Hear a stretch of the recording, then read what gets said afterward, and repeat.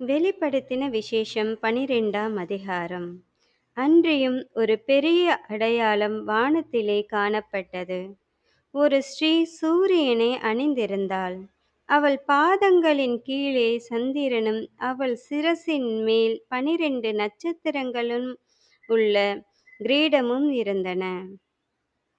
அவள் கர்ப்பவதியாயிருந்து பிரசவ வேதனை அடைந்து பிள்ளை பெறும்படி வருத்தப்பட்டு அலறினாள். அப்பொழுது வேறொரு அடையாளம் வானத்திலே காணப்பட்டது. 7 தலைகளையும் 10 கொம்புகளையும் தன் தலைகளின் மேல் 7 முடிகளையும் உடைய சிவப்பான பெரிய வலுசர்ப்பம் இருந்தது. அதன் வால் வானத்தின் நட்சத்திரங்களில் 1/3 பங்கை இழுத்து அவைகளை பூமியில் வீழத் தள்ளிற்று. பிரசவ வேதனைப்படுகிற அந்த ஸ்திரீ பிள்ளை பெற்றவுடனே அவளுடைய பிள்ளையை பட்சித்து போடும்படிக்கு அந்த வலுசர்ப்பம் அவளுக்கு முன்பாக நின்றது.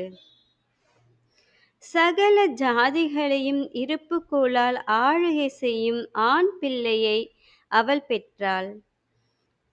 அவளுடைய பிள்ளை தேவனிடத்திற்கும் அவருடைய சிங்காசனத்தின் இடத்திற்கும் எடுத்துக்கொள்ளப்பட்டது. ஸ்திரீயானவள் வனாந்தரத்திற்கு ஓடிப்போனாள்.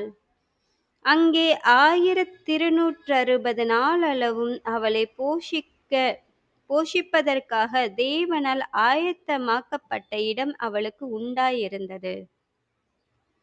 வானத்திலே யுத்தம் உண்டாயிற்று. மீகாவேலும் அவனைச் சேர்ந்த தூதர்களும் வலு சர்ப்பத்தோடே யுத்தம் பண்ணினார்கள். வலு சர்ப்பமும் அதை சேர்ந்த தூதரும் யுத்தம் பண்ணியும் ஜெயம் கொள்ளவில்லை. வானத்தில் அவர்கள் இருந்த இடமும் காணாமற் போயிற்று. உலகம் அனைத்தையும் மோசம் போக்குகிற பிசாசு என்றும் சாத்தான் என்றும் சொல்லப்பட்ட பழைய பாம்பாகிய பெரிய வலு சர்ப்பம் தள்ளப்பட்டது. அது பூமியிலே வீழத் தள்ளப்பட்டது. அதனோடே கூட அதை சேர்ந்த தூதரும் தள்ளப்பட்டார்கள். அப்பொழுது வானத்திலே ஒரு பெரிய சத்தம் உண்டாகி, இப்பொழுது இரட்சிப்பும் வல்லமையும் நமது தேவனுடைய ராஜ்யமும் அவருடைய கிறிஸ்துவின் அதிகாரமும் உண்டாயிருக்கிறது.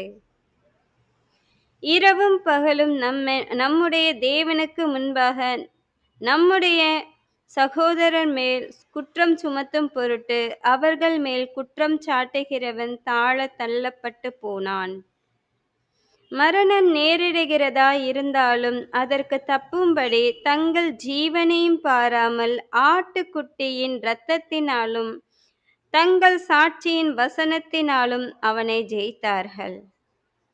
ஆகையால் பரலோகங்களே, அவைகளில் வாசமாய் இருக்கிறவர்களே, களிகூருங்கள். பூமியிலும் சமுத்திரத்திலும் குடியிருக்கிறவர்களே, ஐயோ! பிசாசானவன் தனக்கு கொஞ்ச காலம் மாத்திரம் உண்டென்று அறிந்து மிகுந்த கோபம் கொண்டு உங்களிடத்தில் இறங்கினபடியால் உங்களுக்கு ஆபத்து வரும் என்று சொல்லக் கேட்டேன். வலு சர்ப்பமானது தான் பூமியிலே தள்ளப்பட்டதை அறிந்து அந்த ஆண் பிள்ளையை பெற்ற ஸ்திரீயை துன்பப்படுத்தினது. ஸ்திரீயானவள் அந்த பாம்பின் முகத்திற்கு விலகி ஒரு காலமும் காலங்களும் அரைக்காலமுமாக போஷிக்கப்படத்தக்கதாய் வனாந்தரத்தில் உள்ள தன் இடத்திற்கு பறந்து போகும்படி பெருங்கழுகின் 2 சிறகுகள் அவளுக்கு கொடுக்கப்பட்டது. அப்பொழுது அந்த ஸ்திரீயை வெள்ளம் கொண்டு போகும்படிக்கு பாம்பானது தன் வயிற்றிலிருந்து ஒரு நதி போன்ற வெள்ளத்தை அவளுக்கு பின்னாக ஊற்றிவிட்டது. பூமியானது ஸ்திரீக்கு உதவியாக தன் வாயை திறந்து வலு சர்ப்பம் தன் வாயிலிருந்து ஊற்றின வெள்ளத்தை விழுங்கினது. அப்பொழுது வலு சர்ப்பமானது ஸ்திரீயின் மேல் கோபம் கொண்டு தேவனுடைய கற்பனைகளை கைக்கொள்ளுகிறவர்களும் இயேசு கிறிஸ்துவை குறித்து சாட்சி உடையவர்களுமாகிய அவளுடைய சந்ததியான மற்றவர்களுடனே யுத்தம் பண்ண போயிற்று. அதிகாரம் 13. பின்பு நான் கடற்கரை மணலின் மேல் நின்றேன். அப்பொழுது சமுத்திரத்திலிருந்து ஒரு மிருகம் எழும்பி வர கண்டேன். அதற்கு 7 தலைகளும் 10 கொம்புகளும் இருந்தன.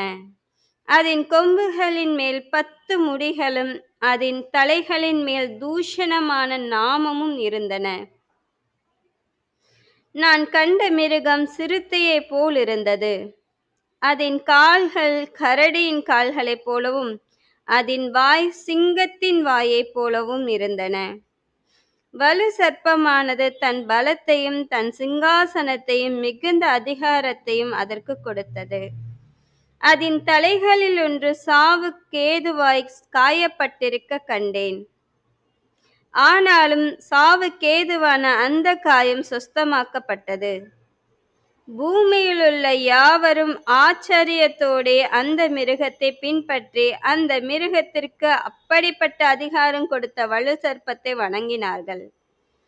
அல்லாமலும் மிருகத்திற்கு ஒப்பானவன் யார், அதனோடு யுத்தம் பண்ணத்தக்கவன் யார் என்று சொல்லி மிருகத்தையும் வணங்கினார்கள். பெருமையானவைகளையும் தூஷணங்களையும் பேசும் வாய் அதற்கு கொடுக்கப்பட்டது. அல்லாமலும் 42 மாதம் யுத்தம் பண்ண அதற்கு அதிகாரம் கொடுக்கப்பட்டது. அது தேவனை தூஷிக்கும்படி தன் வாயை திறந்து அவருடைய நாமத்தையும் அவருடைய வாசஸ்தலத்தையும் பரலோகத்தில் வாசமாய் இருக்கிறவர்களையும் தூஷித்தது. மேலும் பரிசுத்தவான்களோடு யுத்தம் பண்ணி அவர்களை ஜெயிக்கும்படிக்கு அதற்கு அதிகாரம் கொடுக்கப்பட்டதும் அல்லாமல் ஒவ்வொரு கோத்திரத்தின் மேலும் பாஷைக்காரர் மேலும் ஜாதிகள் மேலும் அதற்கு அதிகாரம் கொடுக்கப்பட்டது. உலக தோற்றம் முதல் அடிக்கப்பட்ட ஆட்டுக்குட்டியினுடைய ஜீவ புஸ்தகத்தில் பேர் எழுதப்பட்டிராத பூமியின் குடிகள் யாவரும் அதை வணங்குவார்கள். காதுள்ளவன் எவனோ அவன் கேட்க கடவன். சிறைப்படுத்தி கொண்டு போகிறவன் சிறைப்பட்டு போவான். பட்டயத்தினாலே கொல்கிறவன் பட்டயத்தினாலே கொல்லப்பட வேண்டும். பரிசுத்தவான்களுடைய பொறுமையும் விசுவாசமும் இதிலே விளங்கும். பின்பு வேறொரு மிருகம் பூமியிலிருந்து எழும்ப கண்டேன். அது ஒரு ஆட்டுக்குட்டிக்கு ஒப்பாக 2 கொம்புகளை உடையதாய் இருந்து வலு சர்ப்பத்தை போல பேசினது.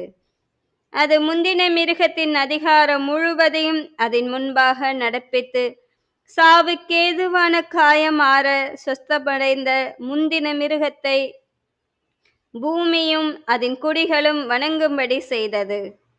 அன்றியும் அது மனுஷருக்கு முன்பாக வானத்திலிருந்து பூமியின் மேல் அக்கினியை இறக்க பண்ணத்தக்கதாக பெரிய அற்புதங்களை நடப்பித்து மிருகத்தின் முன்பாக அந்த அற்புதங்களை செய்யும்படி தனக்கு கொடுக்கப்பட்ட சத்துவத்தினாலே பூமியின் குடிகளை மோசம் போக்கி பட்டயத்தினாலே காயப்பட்டு பிழைத்த மிருகத்திற்கு ஒரு சொரூபம் பண்ண வேண்டும் என்று பூமியின் குடிகளுக்கு சொல்லிற்று. மேலும் அம்மிருகத்தின் சொரூபம் பேசத்தக்கதாகவும் மிருகத்தின் சொரூபத்தை வணங்காத யாவரையும் கொலை செய்யத்தக்கதாகவும் மிருகத்தின் சொரூபத்திற்கு ஆவியை கொடுக்கும்படி அதற்கு சத்துவம் கொடுக்கப்பட்டது. அது சிறியோர் பெரியோர் ஐஸ்வர்யவான்கள் தரித்திரர் சுயாதீனர் அடிமைகள் இவர்கள் யாவரும் தங்கள் தங்கள் வலது கைகளினாலாவது நெற்றிகளிலாவது ஒரு முத்திரையை பெறும்படிக்கும் அந்த மிருகத்தின் முத்திரையாவது அதன் நாமத்தையாவது அதன் நாமத்தின் இலக்கத்தையாவது தரித்து கொள்ளுகிறவன் தவிர வேறொருவனும் கொல்லவும் விற்கவும் கூடாதபடிக்கும் செய்தது. இதிலே ஞானம் விளங்கும். அந்த மிருகத்தின் இலக்கத்தை புத்தியுடையவன் கணக்கு பார்க்க கடவன். அது மனுஷனுடைய இலக்கமாயிருக்கிறது. அதனுடைய இலக்கம் 666.